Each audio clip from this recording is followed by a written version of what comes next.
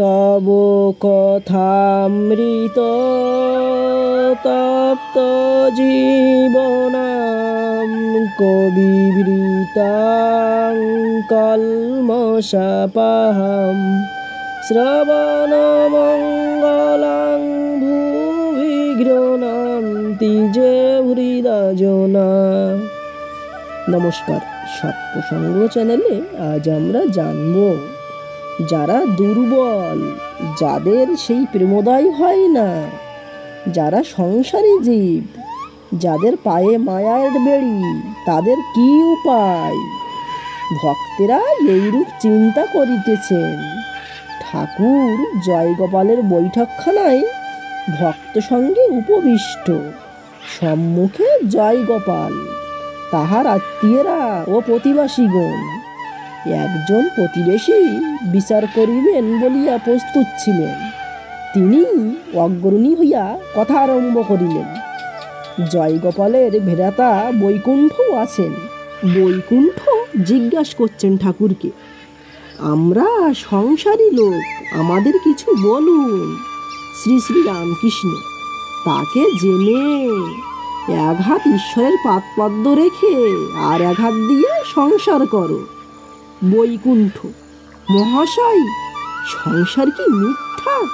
শ্রী শ্রী রামকৃষ্ণ, যতক্ষণ না তাকে না জানা যায় ততক্ষণ মিথ্যা।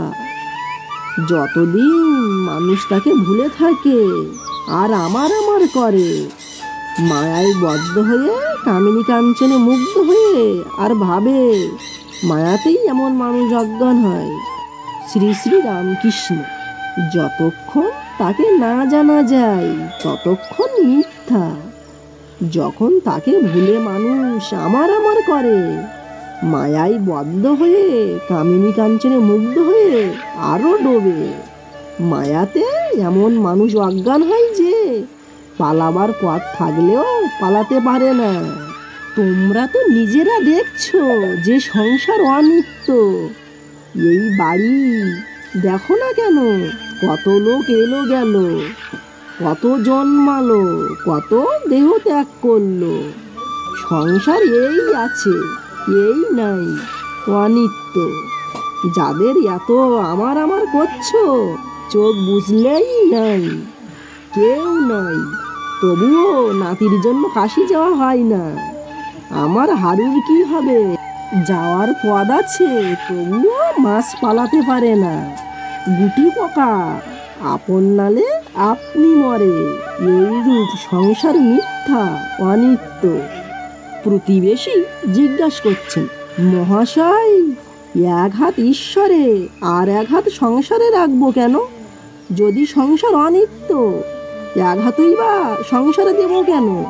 শ্রী শ্রী রামকৃষ্ণদেব বলছেন, তাকে জেনে সংসার করলে সংসার অনিত্য নয়,